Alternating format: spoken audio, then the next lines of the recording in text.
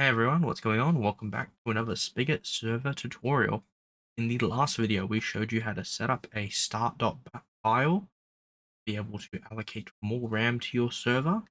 In this video, we're going to show you how to edit that start.bat file and basically rewrite the entire thing to set it up so not only can you allocate more RAM to your server, but if for any reason you accidentally X out of your server, which I do many times because I have so many open on my system, or if for whatever reason your Minecraft server crashes, it will automatically restart your server and it will be back up and running in whatever your server boot time is.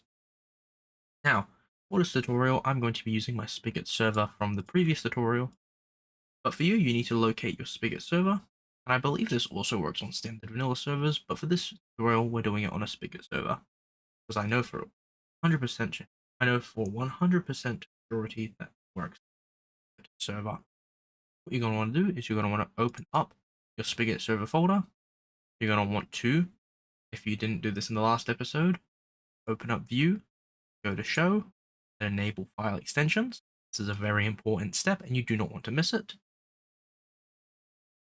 If you haven't made a start.bat file, you're going to want to right-click, click on New, Text Document, and name it start.bat,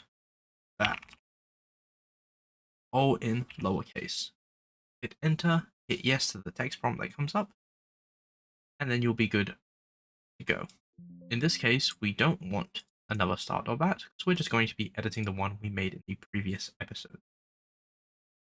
What you want to do is you want to right-click your start.bat file, hit Edit in Notepad, and it will open up on your screen. Now, from here, we're actually going to delete out the previous argument we put in, because we do not need this anymore. And we're going to be pasting the new one in. Now, if you're looking for where to paste your one from, go check the description. I have copied the entire thing there. You just need to paste it into your start.bat and do the first few minor alterations to it. So we're going to copy this. There we go. Copy this and paste it here. Now, this is not something that I have written. I actually found this on a Spigot thread when I was looking for how to allocate more RAM to a server. It's actually for a very old version of Spigot, but it actually still works. I think it's because its running isn't related to what version of Spigot you are on. But yeah, essentially it's a very helpful tool because it will automatically restart your server if it detects that you close it or that it crashes. It looks a bit complicated, but all we're really worried about is this XMX with the number, as well as the Spigot jar version here, like last time. So what we want to do is we're going to want to highlight this 2548M, delete that out, and then we're going to allocate 8 gigs to our server. So in this case, we're putting 8 followed by a capital G. Just like last time as well, you are going to be highlighting your Spigot version here. You're going to be deleting that out and typing in whatever Java file you use to start your server. In this case, we're using Spigot-1.21, so that's what I'm going to type in here. Spigot-1.21. And now we can save this. Although the process is very similar to the previous episode, this is where it's going to change. What we're going to do now is we're going to run this start.bat. We're going to get 2 command prompts come up. This command prompt here called WatchDog is the command prompt that is going to restart your server in the event that it crashes or you accidentally X out of it. This other command prompt is the typical one from the previous episode, which we're not going to pay any mind to, and we're just going to minimize it. Now, to show the effectiveness of this, I'm just going to act as if the server crashed by hitting X. As you can see, the script said time that the server closed /crash, restarting. It opened back up the command prompt, and our server is once again loaded up. We can also check to see if our RAM allocation worked by typing TPS, which will show up in either of these commands. This one here, stating in a different color, TPS, all 20s, and current memory usage and maximum memory is the 8 gig.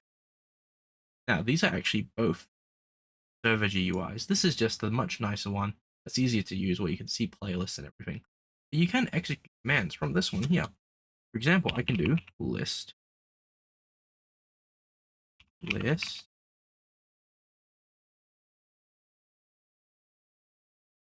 Wait, no, seems I'm a bit of an idiot. This is not the one where you can actually edit it. I'm thinking of PowerShell based. No, sorry. The command prompt ones you can't edit. You have to use the Minecraft GUI. If you did this via PowerShell, you can actually export or execute commands from this line here. But yeah, so now whenever you close out your Minecraft server, it will automatically restart. It'll take a few seconds to load up. It'll restart. Your Minecraft will reload. Even if you type in stop, it'll stop and it will restart again. And the only way to prevent it from restarting, for example, if you have to take it offline to do actual server hardware maintenance, is by closing Minecraft WatchDog and then closing out of your Minecraft server. Preferably by using the stop command. Do not click on the X like I just did.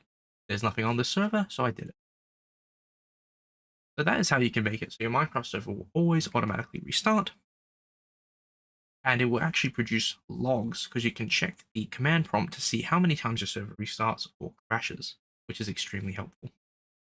I hope this video was helpful to you guys. In the next video, I'm going to be showing you how to make backups easy with the plugin called eBack. So we'll be getting into plugin setup, plugin execution, and how to set up automatic backups. Thank you all for watching, and until next time, I'll see you guys later.